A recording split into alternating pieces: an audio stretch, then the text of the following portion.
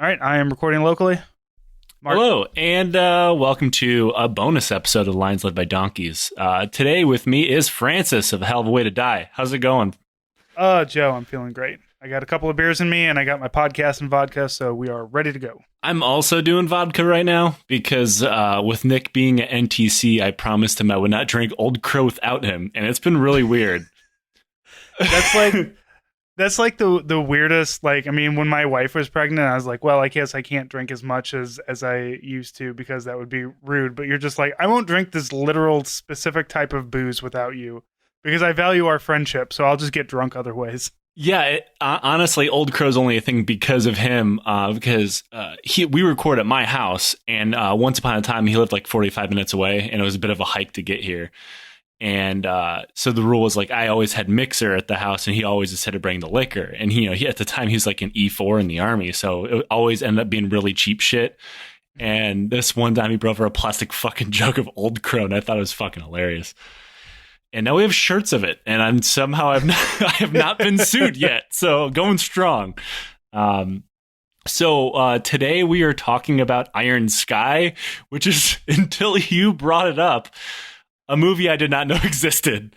I can't remember. Like, I think it was just in the Discord. Like, if you're a Patreon of either of our podcasts, you have access to the Discord. But I think I just mentioned it offhanded to you, and you said no, I haven't heard about it. And then I guess you did a quick Google search, and you were like, okay, we literally have to watch this movie and talk about it. Fucking space Nazis. And before we get into the absolutely insane plot of this movie, since, we're kind of a history podcast, even on the bonus episodes, I've talked about the stupid history of conspiracy theories around moon Nazis, because that's actually a belief that exists. It's not mainstream because the world isn't that bleak quite yet. But the idea that the Nazis have some kind of super weapon, magical rocket systems, or UFOs that brought them to the moon. Like, there was like Daily Mail articles about it. Like one of the a picture, which I'm pretty sure is marketing material for this fucking movie, went mainstream. Like, oh my god, look, it really did exist. The Nazis did go to the moon. It was like the swastika base. And it was like such a bad Photoshop. It looked like something that'd be like a boomer meme on Facebook. And there's like a subset of people who believe in this shit. Almost all of them are neo-Nazis or Holocaust deniers. To include, we did an entire episode on Holocaust deniers about a month ago, I think. And one of them was Ernst Sundell. He's definitely one of them. He talks about them all the time. And another one is a guy named Richard Chase. For people who are not aware, Richard Chase is a serial killer from Sacramento that was known as the Vampire of Sacramento. And he once accidentally almost killed himself while injecting raw rabbit's blood into his arms because Nazi UFOs were telling him to do it. I mean, I know you said you wanted to wait for my reaction, and literally I have no reaction to any of that. That is literally exactly not what I expected, but 100% what I expected. That's like, it's like when I found out that Gun Girl is a flat earther now, and I was like, this is the logical conclusion of this. Yeah. And when you say a serial killer believes that Nazis are on the moon, it's like rabbit blood injected into his arms because the Nazi UFO said so. Sure. Yeah. Sure. If he was still alive, because he killed himself when he was in prison, but if he was still alive, he would definitely be on Alex Jones's show. He would love this movie too. He'd be like, fucking, you see how this shit works? Told you it's real. If it wasn't real, he would have died from all the rabbit's blood.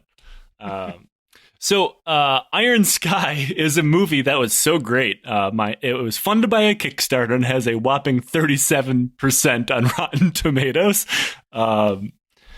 Funded by Kickstarter by yours truly, by the way. Because I heard about this and I was like, so this Finnish, and they showed, like, they had like a thing. They're like, look, here's some test footage that we've shot, and I was like, this looks, halfway decent. Like, somebody who knows what they're doing with a computer, made this stuff. I'm in. I'll kick you guys some money. I can't remember when it was, but it must have been when I had a little bit of money to blow on ridiculous stuff.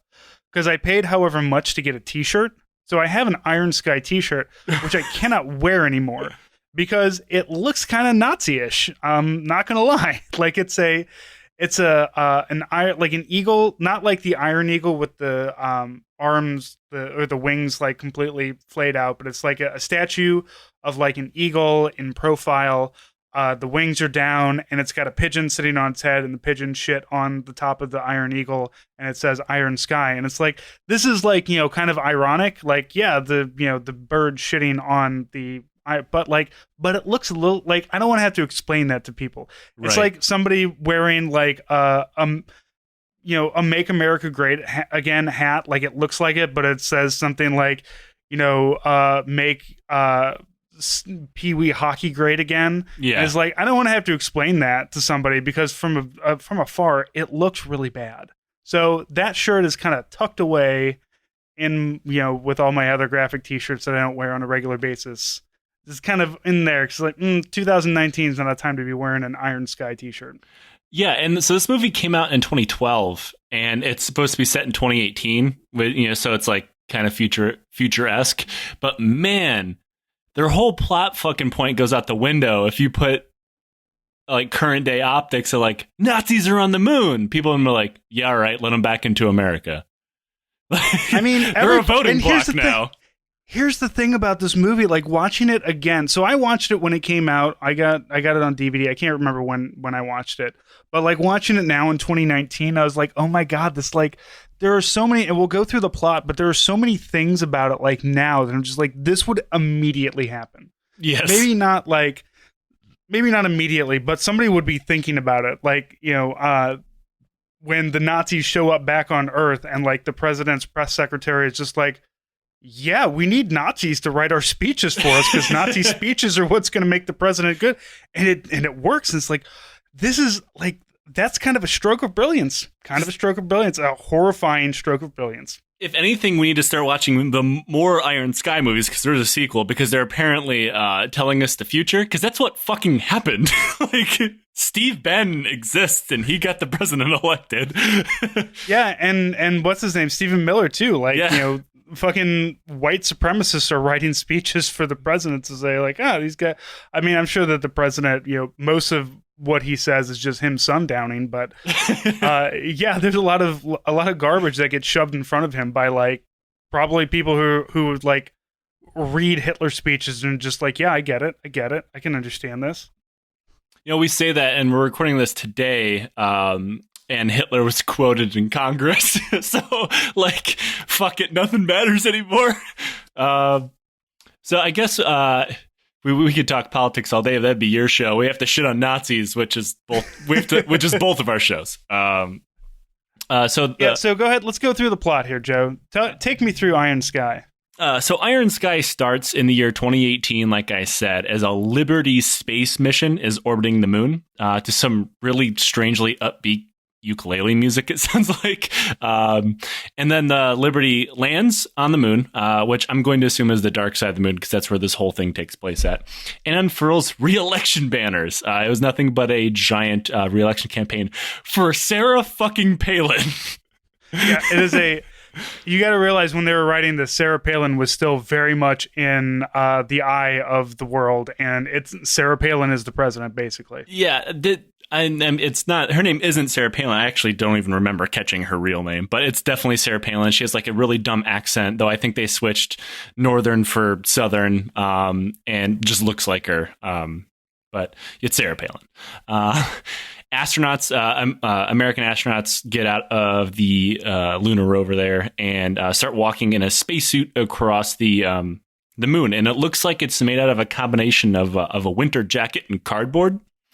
And it's pretty obvious here that they're stretching their CGI budget pretty heavily, which is weird because later on the CGI actually looks significantly better than the very beginning of the movie. Yeah, I mean, there's space battles that look really good in this. Yeah, and like the secret weapon the Nazis come up with, which we'll talk about later, it looks like a bad video game, but it looks significantly better than the very beginning. So I'm assuming this looks like a well-rendered bad video game. Yeah, so I'm assuming this is shot last, and there's like fuck it stitched together, because it looks like a weird, it looks like someone would wear this to a CrossFit class and in some scenes, and then in other ones it looks like a PS2 game. And And in some of the scenes where he's walking across the moon, where like it's actually a person, not a CGI rendering, it's obviously I want him to look like he's in zero G, but he's taking like 4 steps and doing like this weird hop to make it look like he's floating. It doesn't really work. The tool he's carrying looks like a combination of an iPad and a vacuum cleaner. And using that sweet vacuum cleaner, he finds a Nazi helium mine on the dark side of the moon. As you do. Yeah, as what happens. And then he is attacked by Nazi astronauts. Or just, I guess they're not technically astronauts because they didn't fly through space. They're just Nazis on the moon. And their space gear just looks like World War II clothes. It's like if you manage to take like the uniform of a Nazi and make it like okay in space, like without like full gas mask and everything. They basically are just like, what if you just literally put a Nazi on the moon? And we're like, yeah, this is survivable. We'll put a couple more hoses in the back, and there we go. He's got oxygen. It looks like they just ripped it from Wolfenstein. Oh, absolutely. Right. This is Wolfenstein in space, basically. Yeah. And all their weapons are like World War II vintage, which is, weird that they managed to make it to the moon, but hey, whatever. Yeah, a fucking moon Luger. Yes. That's one of my favorite parts is like, we'll talk to it when we get there, but they start talking about like call somebody a moon corporal. Fuck yeah. Hey, very different. Hey, you don't want like Earth corporals to come up to the moon and be like throwing their shit around. Like, bitch, you're Earth corporal and you're on the moon. So guess what? You fucking listen to Moon Corporal. Right. Like, I would like to think like they could come up with some kind of German ranking system. No, Moon Corporal. Fuck it. The Fourth Reich doesn't really give a shit anymore about optics. So, of course, the space Nazis have a giant swastika-shaped moon base because subtlety has never really been a Nazi strong suit. They put swastikas on everything. Why would they not just make a swastika base? It's a swastika with a dome on top is all it is. And so the first thing we see is like a Hitler youth class in session, and apparently nothing has changed since 1945. They're all dressed like they would be back then. And they go over their brief history, and everything else is kind of garbled, where they ran from Germany in 1945 and went to the dark side of the moon. A whole bunch is kind of yada, yada, yada over there to make this make sense, but that's all right. I mean, they had V2 rockets, right? So it can only make sense that they can fucking shoot the moon, right? Sure, why not? Fuck it. Yeah, the slave labor built rockets that could barely hit a city-sized target definitely hit the moon. They just shot buzz bombs at the moon and with people on them until somebody survived and managed to fuck their way up to the top of the food chain. Nazis survived through good old-fashioned fucking, which I imagine is like through holes in a sheet, but like still fully clothed and through zippered jeans. Nothing good happening there. One of the astronauts is captured and brought back with them, and this is probably what. Now it's very important to mention that the captured astronaut is a black model. Like, he's not technically an astronaut. He's just put up there. He was sent to the moon as the president's to boost her numbers, and they call it Black to the Moon.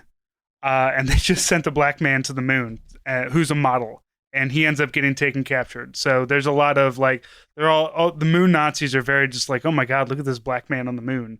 Yeah, What is with these black people? They literally didn't know what black people were, which is like, it makes me wonder what what do they believe in? Like, they're racist as shit because they're Nazis, but at the same time, they're like, what's wrong with your skin?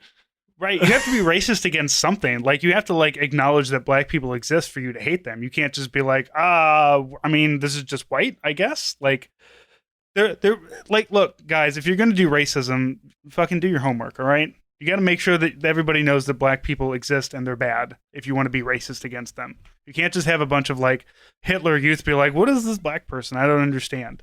But that is pretty much like everybody's just like, oh my goodness, they're so, this is so strange. What is this? What is this black person? So yeah, and they end up it's not racism. It's first contact. Right, it is. It's like they're meeting an alien. Like, you would think in any one of their their history books they would mention, by the way, also not white people exist. Yeah. I think at this point everybody's just involved for all the cool hats. They never once talk about Jews, which is probably like a marketing decision on their part, and like they don't know what black people are. So like, so why are you Nazis? Yeah, I mean, I guess their whole thing is just world domination. Like they do talk about the Aryan race, so Right. they are racist. As in, anybody who's not Aryan is bad. But yeah, they're never. It's always an ubiquitous like anybody not us, not specifically targeting Jewish people or black people or whoever else. It's just that we're the top of the heap, and anybody else who's not Aryan is going to get shot, I guess. Yeah. They captured the black model astronaut, and everybody stands there like. And also, did they have to? So I understand they wanted to make him not be quite an astronaut because he's not really an astronaut. He's just there to make President Palin look good. And also, it really hurts to say that out loud. But like they made him call like the Nazis brothers and shit, which is weird. Weird optics. This is a Finnish movie, all right? It's not an American movie. It's hold on, I've got it up. It's everybody involved is from Finland. However, ironically, distributed by Walt Disney Studios and Motion Pictures of Finland. Look, they just pressed the DVDs, man.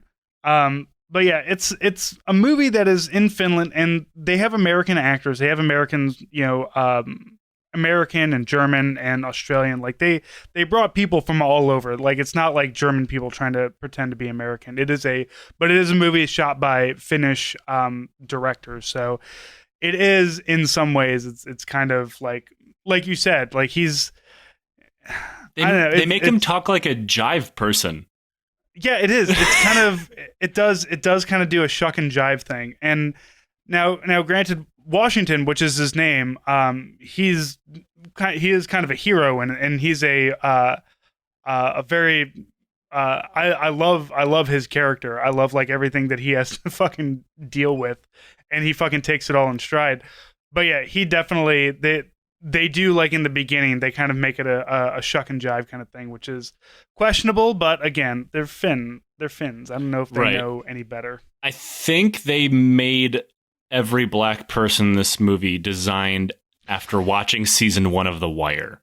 Yeah, the only other black people that you run into are like when Washington tries to go talk to black people playing basketball, and it's the same, just like he walks up and they have, to move the plot along, they have turned him, quote, Aryan, which they have albanized him, made his skin whiter, given him white hair, and put him in a Nazi uniform. So yes. He tries to walk up to them while they're playing basketball. He's like, "Hey, what's up?" Trying to integrate himself, and immediately the first thing they do is pull out their guns. Now, to be fair, every single one of them has a gun.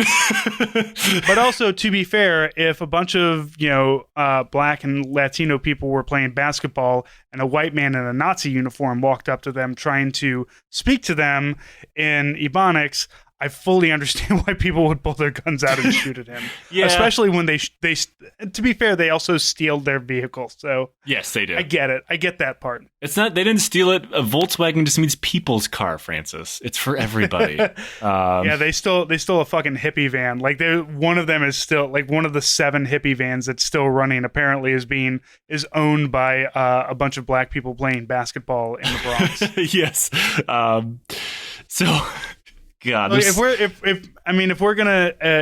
gonna talk about how terrible the I guess the coincidences would be here all day. So that's fair. Yeah. This whole plot is based on random coincidence and racism. So yeah, so there's a part when he gets captured and like they pull his helmet, finally he's black, and then he's surrounded by I don't know a dozen people, all of them with guns. And he escapes through some Three Stooges type bullshit. Like he grabs his helmet and like spins around in a circle, hitting them all. Like the only thing missing is him going whoop, whoop, whoop, whoop, whoop, and then like just jumps off a fucking banister through space. And like he busts through a grate. Like it's a fucking video game. There's just always a grate nearby you have to bust through. There's always some vents you can crawl through. Yeah, it's like his Resident Evil game. Hey, look, a vent. And it always goes somewhere important, not to like a fan.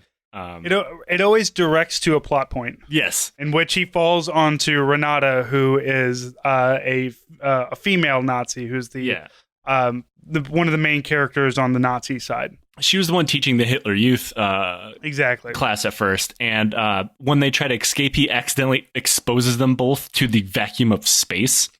Sure. Which seemingly in this movie only has the mysterious effect of stripping Renata down to her underwear and not killing them.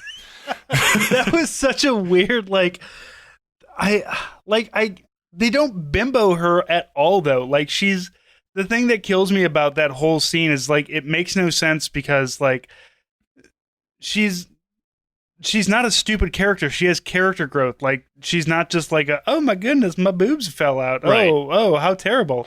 Like, but except for this one scene where it's just like, oh, my underwear and my stockings and my bra, how scandalous. And, like, at no other point in time is she, like, bimbofied. Like, they do it to everybody else. Yeah. The president's press secretary in her, like, skin tight leather leotard at the end. She looked like fucking was it Repulsa from the Power Rangers, or like a bad, absolutely. bad Star Trek character. It turns out space Nazis really sexist, also not that woke. I don't know what this reminds me. This was the second Star Trek movie where the woman randomly changes in front of all the guys without any explanation, and she's in her bra, and it just doesn't fit with anything. No, I know. Yeah, and the second. So you say the second Star Trek movie of the new Star Trek movies, yes. Right? Yeah. Okay, I was like, when the fuck in Wrath of Khan did that ever happen? I mean, Khan was also in it, so this is all getting confusing. So Nazis show up, and the astronaut is almost killed, but talks his way out of it by telling everybody he knows the president. As one does, I guess. The Nazis laugh at the astronaut's technology because they go through all his shit and they find, like, his cell phone. And they point out, like, this isn't a computer. This is a computer. And it's one of those giant, like, water-cooled wall monstrosities. It's the size of a small room. Yeah, I like that in roughly 70 years, technology on the moon has not gotten any better for the Nazis. Right, but they've managed to come up with, like, a totally enclosed city with, like, a totally enclosed city and ships, like dirigibles, like space zeppelins. A space zeppelin that can shoot out UFOs. Like, we can do that all day long. However, as the cell phone, oh my goodness, can't understand such a thing. Yeah, I blame Steve Apple. Like, clearly it's some kind of secret weapon that we're keeping from the Nazis. So also at this point, we find out that even though the Nazis have been openly speaking English in, like, fits and spurts throughout the entire movie, they can't seem to talk to Washington. Why is that? Because they don't understand black people. They blame it on, an accent, I think? And that, like, seriously, that's the reason that's given. And then, like, they completely fix it later on. I guess it's because they turn him white. The Nazis only decide the only way to fix this problem is through the only way Nazis fix any of their problems, and that's through phrenology. And they want to measure his brain. And in what it probably is one of my favorite parts of the entire movie is the U.S. at the UN.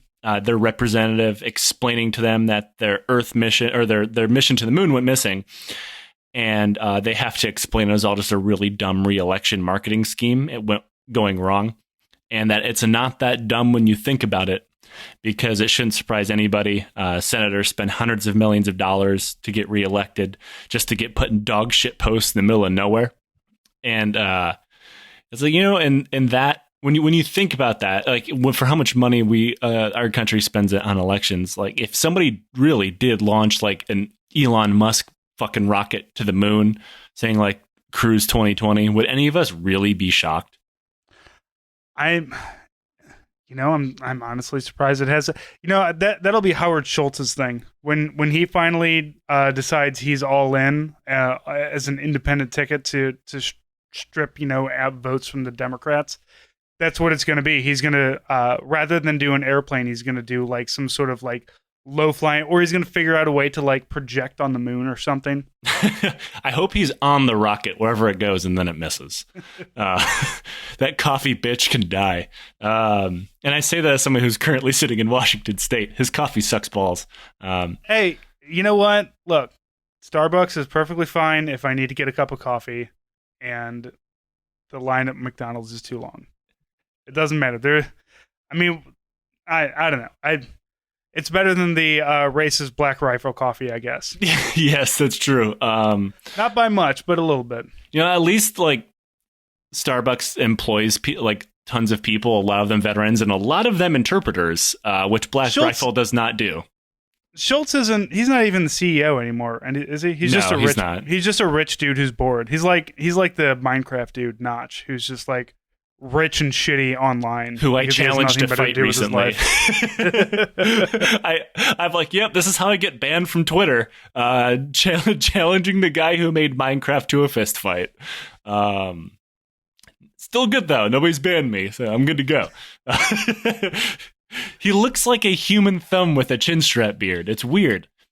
There's like some kind of I just can't imagine being that mad online. Like if I had $1 billion. $1 billion because I made some like, and to be fair, I played a shitload of Minecraft back in the day, so I get it. Like it's an addictive fucking game. But like, if I had $1 billion, I would still shitpost online. But like, in a way in which I don't give a fuck. Like, rather than challenging random people to fights like Notch did, he has the body type of a hefty bag full of cake mix, and he's challenging people to fight him.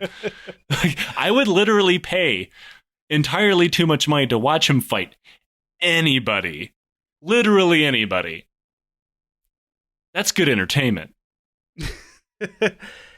Yeah, I mean, and it's funny too, not to get too far off the topic, but like all the games that he's tried to launch after that fucking suck ass.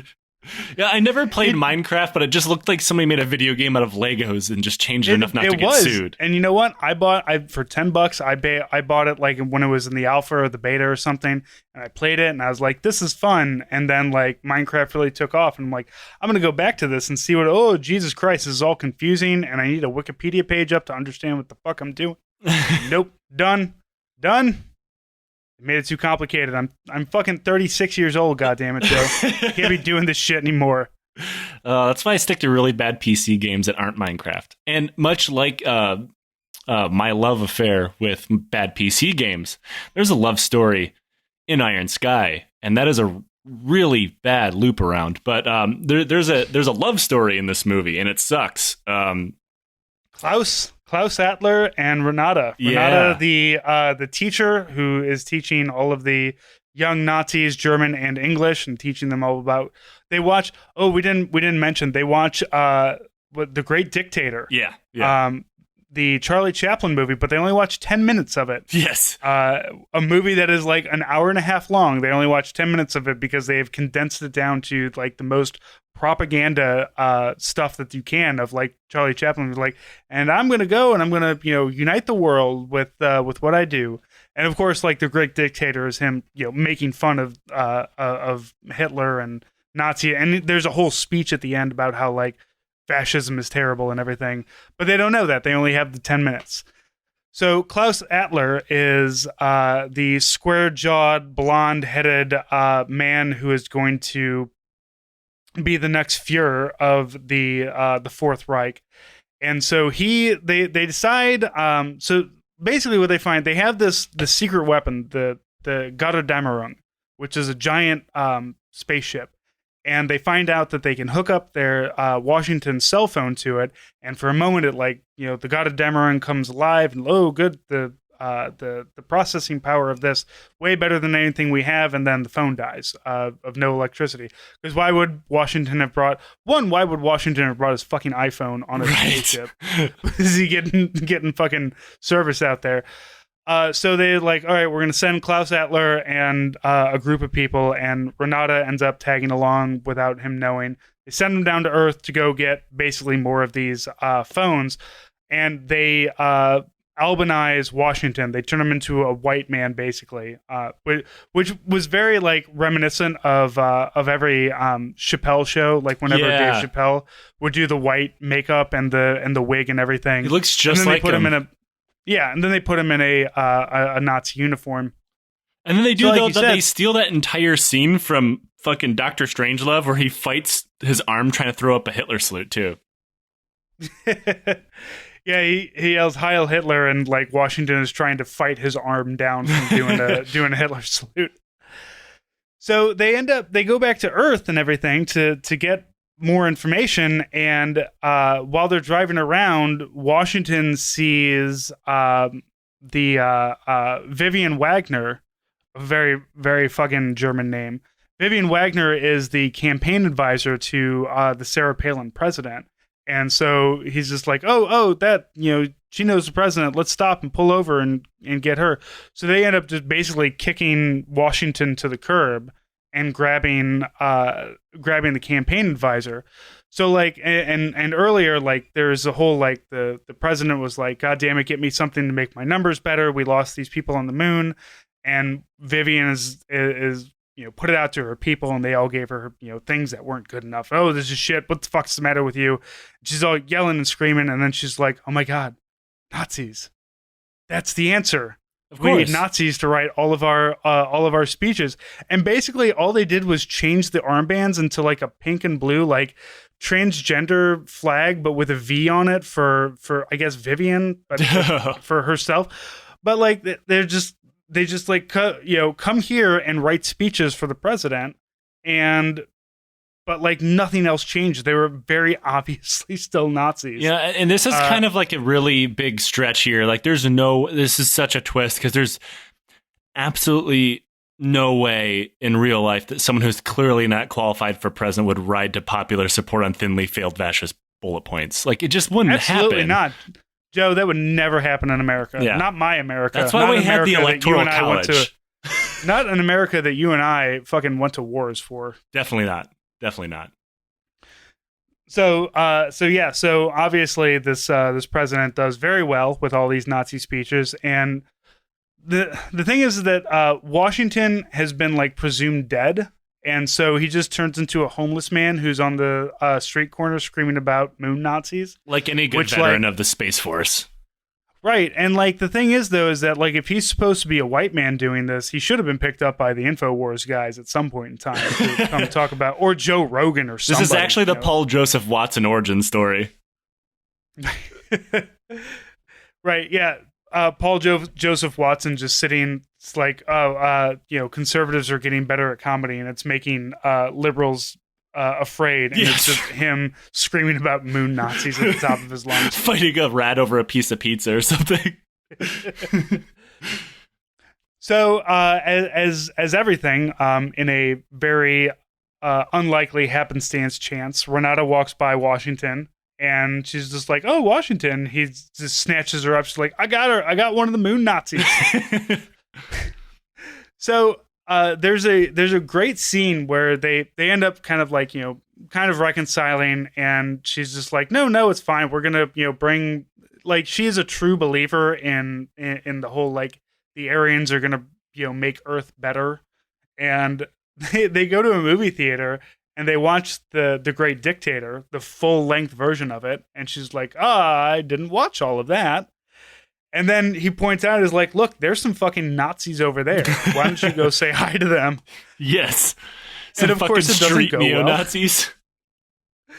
Right. They go over, and of course the first thing they do is just like, hey, we're gonna rob you and rape you. Yeah. And she's like, and they get away and everything, and it's like, oh my goodness, apparently Nazis are bad. Who would have thought?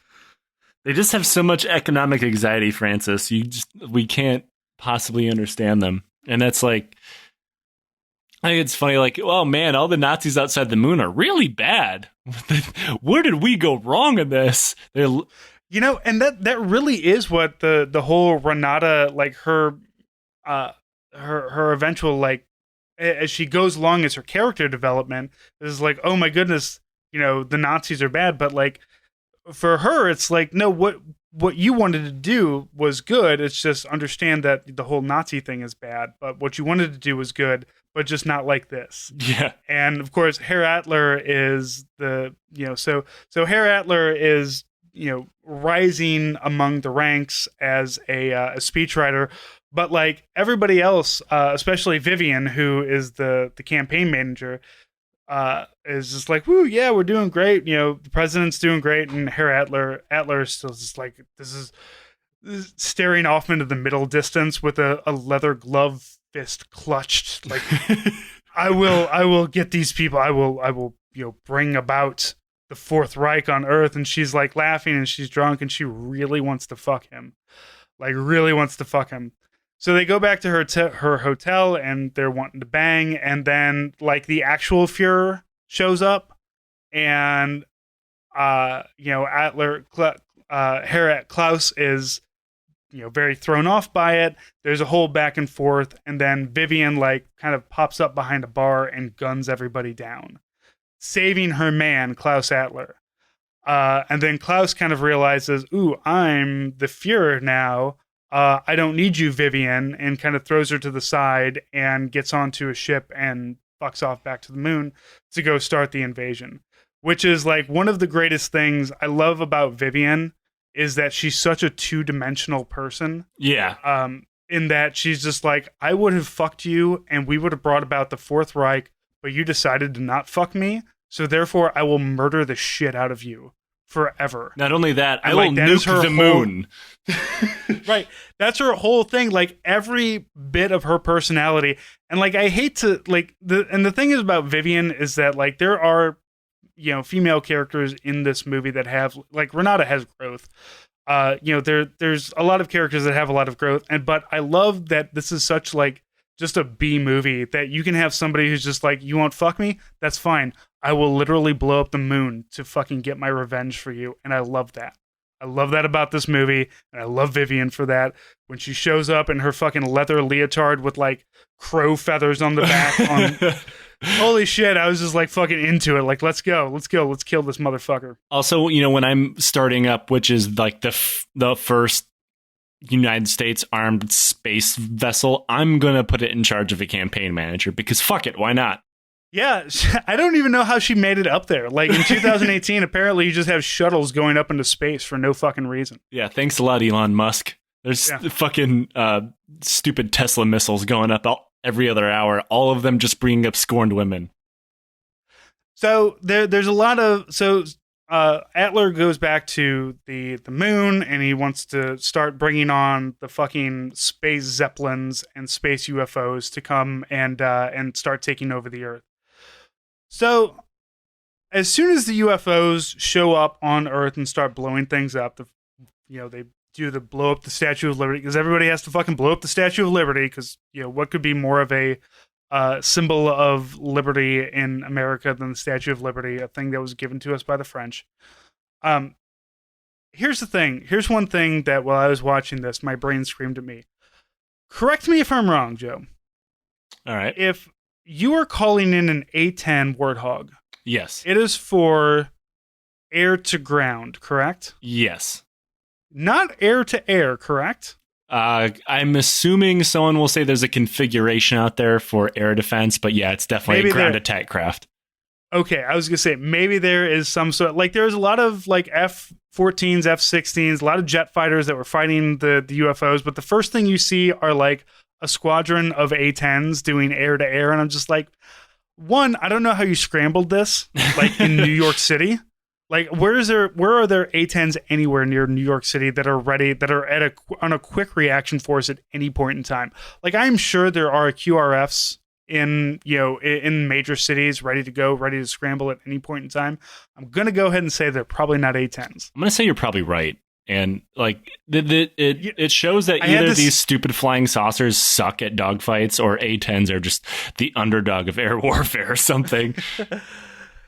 But God bless them, man. Those A-10s they fucking showed up to the fight and they did some shit. So also, like, the U.S. has legitimately the wet dream of a space force in this movie. Like, they have a space battleship and they're going to scramble A-10s for stopping a space invasion.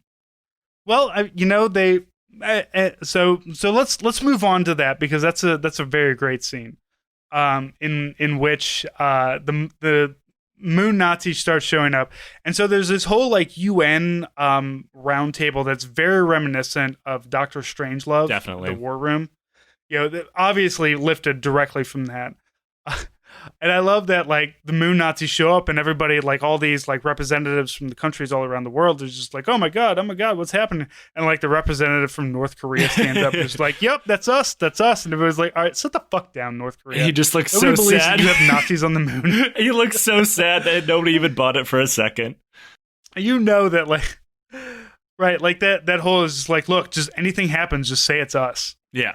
So, of course, the Nazis start, the air dirigibles come and the slides open up from the dirigibles and more UFOs come out. So there's a whole space thing, and they're just like, well, go into space battle mode, America ship. And all of a sudden, all of the other... The George W. Bush. It's the George W. Bush. George W. Bush. Opens up and is like, they have nuclear missiles and they have machine guns and everything, and then everybody else is just like, yeah, well, okay, let's go ahead and do this. And the thing that I love about this is that the only country that hasn't armed their people is Finland, who made the movie. Right? The Finns, the president's like, who didn't do this? And the Finn is like, this is a violation of the space weapons treaty. And it's like, you violated it. It's like, we're America. Everybody expects us to violate it. Yes. I like how the Russians armed the Mir fucking space station. Oh my God. The Mir fucking opening up and spinning out some fucking missiles was phenomenal. Oh man! So everybody starts shooting at each other. The Gotterdammerung kind of comes up out of the thing, and then they blow it up. Well, first they want to like blow up the Earth. They want to start shooting the Earth, and they're like, well, we don't have a firing solution for it. And they're like, just fucking blow a hole in the moon. I don't give a fuck, because Klaus Adler don't give a damn. And so they blow up a chunk out of the moon, and then they're getting ready to shoot at the Earth. But Renata gets Klaus Adler to do a Heil Hitler into a broken lamp. You missed the part where how she distracted everybody by playing the Nazi national anthem. She broke a fucking glass box that in case you need motivation, break glass. And this is how I assume everybody wants an NFL game to be. Like, you just fucking hit that and you crank that bitch. This is that Mission Barbecue place where like they play the national anthem like on the hour, and it's like if you don't stand up and like salute in the middle of like eating barbecue, they'll like kick you out and shit. Is that really a thing? Mission Barbecue? Oh God, yeah. Oh my God, yes. I've never heard of that. Oh yeah, look up Mission Barbecue. I've heard about it. I think it's like in Texas or something. But of course it is. Of course it is.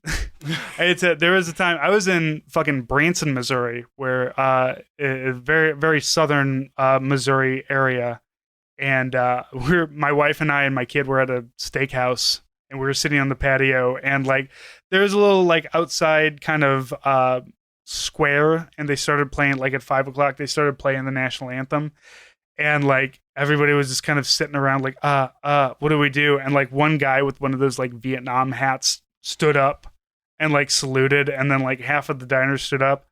I just remember like, I'm eating. I have a fucking steak in front of me. Fuck off, all of you. And it was so funny because it was like half of the people stood up and half the people were like, man, no. That's a nice little thing that's happening down there. I'm not doing that. Yeah, that's dumb. That's weapons grade dumb. Yeah. But apparently there's a barbecue place that they'll kick you out. I want to go there because I want to try it, and then when I want to see if I get kicked out before I have to pay the bill. That's a good call. So, because I'm probably moving back to Texas in like 2-3 years, I'm going to definitely do that. I'll just like... Why are you moving back to Texas? Because I hate myself, Francis. I mean, you're in the Pacific Northwest, and to be fair, like the 2 weeks I spent in Seattle were nice, but I wouldn't stay there for the rest of my life. It's simply unaffordable to live here unless you're a tech douche, and seeing how I'm a writer and a podcaster, nobody's paying my bills anytime soon. Hey, come to St. Louis, brother. Oh You can man, buy a whole lot of fucking house for not a whole lot of money here. And also, it's not Texas. that's always a plus. I mean, it's Missouri, but it's not Texas. I did spend some time at Fort Leonard Wood in like August, and it sucked ass. Okay, yeah. Don't let Fort Lost in the Woods fucking paint what St. Louis is, because like it's still like, weather-wise garbage in August, but at least the zoo is free. So That's nice. Maybe I can finally take Nick to the zoo. are you adopting Nick after he gets out of the army? I kind of have like to. He's gonna ETS. He's just like, so where are we going, man? And you're just gonna have to always have like a basement room for Nick. Oh, we've already accepted it. Like he stays in my guest room a lot. His dog's over here like 90% of the time. Like he works out in my garage gym. He just lives with me. I mean, look, dude, I have a roommate who I've been living with him for like 11 years at this point. And like my wife and I we're thinking about buying a new place and moving out of the house that we're in. It's like, well, I mean, where's Roy going to stay though? And we always have to like have that consideration. So congratulations, you have a Roy now. Yeah. He's. You ever watch Half Baked? He's my guy on the couch. Yes. Yeah. So probably one of the most. Well, you already talked about how he throws up the Hitler salute and then fucking electrocutes himself, and then he gets stabbed in the. Adler gets stabbed in the fucking head with a shoe, and that's how he dies. Of course, with a heel. Sure. Yeah. So yeah, they crashed the Gotterdammerung, and then Renata is kind of like she's still on the moon. Washington blasts off in an escape pod, and Renata is saying, and like all the Hitler youth are still there, but it's not just the youth. There's older people, and they're like, oh, when can we go to Earth? What do we do? And she's just like, no, don't throw out the Nazi salute anymore. We'll go in peace and everything. Which is going to be kind of questionable because, like, as the spaceship, the George H.W. Was it George W. or George H.W.? I can't remember which one. I think they went with George W., but I could be wrong. I don't know. They're both the fucking same asshole, except one of them's still alive. Maybe they named it after George H.W. Bush's dog. It's the George W. Yeah. So yeah, after like all of the spaceships like work together to fight back the Nazi hordes and everything, and Vivian is Vivian is asking like the crew chief, is just like, do you think it hurt? Do you think he suffered? Like she's still like, her whole thing is to kill and hurt Adler, and then she's she tells the president down on Earth, she's just like, oh, there's something helium-3 up here. And the president's like, oh, I don't give a fuck, what's that? And the defense minister is just like, that would make us energy independent for like 1,000 years. And she's like, yep, that's ours. It's ours now, and we're going to deal with it. And then so it becomes like all of the countries start immediately like brawling, all of the heads of state. And then the defense minister like screams like, defend that helium-3. And she's like, against who? She's like, against everybody. Yeah. So it immediately turns into a brawl on Earth, and then a space fight in space in which like everybody is like fighting each other, and then a nuclear war on Earth. Yeah, the UN devolves into like a Taiwanese parliament meeting where they're all jumping over and punching each other in the fucking face. It's awesome. And the ending, it's not the Star Spangled Banner. It's a version of the Star Spangled Banner, which is just phenomenal. I want to go find a version of it. Which is, does your stars still shine? Do your rockets still red glare and everything? Fucking loved it. And yeah, it's like I said, like watching it now as somebody in 2019 versus when I first watched it, maybe 2015, when I was still like an irony laden dipshit who saw politics as like funny rather than serious. Right. Like now it's just like, oh my God, that would actually probably happen. Like we would immediately go to war for that shit. The only like, thing that's like not real better, for me for this, like the only thing that's not real is like, oh look, the US is a spaceship. It didn't take fucking 60 years and $800 billion to be fucking crashed into the sea by General Dynamics or something. Yeah, that's a really nice spaceship that they have too. It's got artificial gravity and everything in it. Like that was something I kind of noticed. Like I don't know what future planning was going on in this, but like that's a really nice spaceship. Like our spaceships currently, like you see the astronauts up there and there's like always like exposed wiring and shit. Like because at any point in time they're like, oh, I might have to go hotwire this fucking space station to do something. And like their escape thing looked like the. Do you ever watch Futurama? Their little escape pod looked like the Scooty Puff Jr. It does. Apparently, they didn't remember when Fry warned them all that the Scooty Puff Jr. sucked. Yeah. So, Joe, how'd you like this movie? I don't know. I am legitimate. I'm legitimate. I've not been this confused about a movie since I watched the movie that the Wu-Tang Clan put out a couple of years ago. Like, I don't know if I liked it. Like, I don't know what they were trying to do. I mean, they're obviously trying to satirize a lot of shit, but like, my brain hurts, honestly. I don't know if I'd watch it again, but I would definitely watch the second one because I'm in so far now. I have to know what happens. There's a lot of bad movies I've seen multiple times, but this is only the second time that I've watched this movie because I watched it once and I was like, that was great, and I never want to watch it again. And now, I watched it again for this show, and again, I'm just like, okay, unless I have like a specific reason to watch this again 5 years from now, I'm never going to watch this movie again.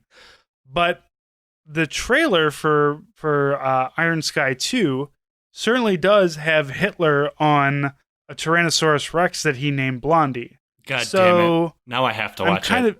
I'm kind of into that. And, it starts, the first trailer that I watched was the Sarah Palin president who's just like watching the nuclear bombs go off. And she's just like, ugh. And she gets on a helicopter and the helicopter flies to like the Antarctic and she gets into a little shack and just has to climb like hand over foot down into the hollow earth. And like, I don't even know what the plot is, but I'm 100% in. And I think that movie has been made, and I have watched all of the Starship Troopers movies, so I will certainly watch another fucking Iron Sky movie. I'm going to say I don't regret giving them money because they made exactly the movie that I thought they were going to make. And it just because my expectations, like I watched it and I was like, okay, I this is what I expected, and this isn't what I wanted, but okay, I'm with it though. You had me at Hitler T-Rex. I mean, I have to watch it now. And I'm not sure if I'm just so thoroughly entertained by the concept, or I want to retire because 2 of these movies have been made and nobody has pitched me a movie script for Hooligans of Kandahar yet. Hitler T-Rex can be made. But me, no, can't happen. Well, look, they already made Generation Kill. We don't need another like movie about sad veterans being sad. We don't, but my mortgage does, Francis. Well, then you need to go back. Then you need to go back to Iraq and fucking ride a Tyrannosaurus Rex into battle. One of the other. There's another Kickstarter. There's another Kickstarter that I backed, and I can't remember what it's called. It ended up failing, sadly, but it was about a T-Rex that fought during World War II, like on the Allied side. Holy shit! And, oh my god! Like I have a postcard still on my refrigerator. I think I'll have to pull it off and send you a picture of like it's a T-Rex with like an M2 machine gun strapped to its chest, like. And the whole, like, all the video was, like, of it, like, walking across, like, no man's land with a machine gun. Like, they had trained a Tyrannosaurus Rex to, like, just run. It was like, this is fucking ridiculous, and I love it. The Polish trained a bear how to load an artillery, so anything's possible. Seriously, I'm not even making that up. The bear's probably got the strength for that kind of shit, so fucking why not? I mean, a bear could have done my job. Everybody knows tankers are stupid, so fuck it.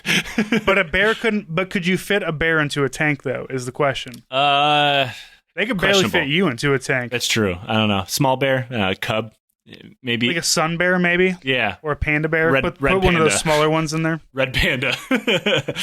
It'll be adorable and incredibly irresponsible. It's kind of right up the Army's alley. Adorable and irresponsible. So it's an E2. That's right. It's like that stupid fucking tweet that got stolen by a couple people on Facebook that I sent out, like, hey, I can't vote or smoke or drink. Army's like, LOL, here's a tank. Worse things. The Army has done worse things. Probably not recently, but certainly there are certainly worse things than that. Though I think one of my buddies was one of the younger. Well, so he said he was one of the younger snipers. He joined at the age of 17. And here's the cool thing about joining at the age of 17: when you join up, you have to get your parents' permission. Yes, you do. At 17. Yeah. So I had to get my parents to sign a permission slip for me to join at the age of 17. My parents, however, would not sign a permission slip for me to play football because that was too dangerous. So we were, I was in advanced placement, like literary class in high school, because it's like literally the only subject I was ever good at. And one of the books I had to read was the Motley Crue book, Dirt. And oh my God, watch the movie, dude. I need to. And but it's so vile, apparently. I ended up reading the book later, but it's so like they required a permission slip. I brought that home, and my mom's like, absolutely not. You're not reading that. Fast forward like 3 months, she's like, yeah, you can go be a tank crewman, and signs in the dotted line. Dude, that's another, like, I'd be interested. I'll have to do an episode of that with my wife, probably, because she loved that book, because she grew up like loving Motley Crue. Mick, what's his name? Mick Mars is played by Ramsey Bolton. Oh, that's gonna be weird. Oh my God, it's so phenomenal. He's like the best person in that, because he's the old man of Motley Crue. So he's just like, all you fucking kids, Jesus fucking Christ. But he's Ramsey Bolton, and it's phenomenal. It would have with big black hair. It would have gone over a lot better for like a lot of women if he went full Ramsey Bolton, just started chopping dicks off. Like he would have stopped. He would have stopped the spread of herpes. You know, one of the best things that Motley Crue ever could have done is flay people on stage. This next album is called The Flayed Man. It's just like a human skeleton with fucking done up 80s hair. Well, Francis, thank you so much for giving me this experience of a movie that has been thrust upon my life, and thank you for coming on the show.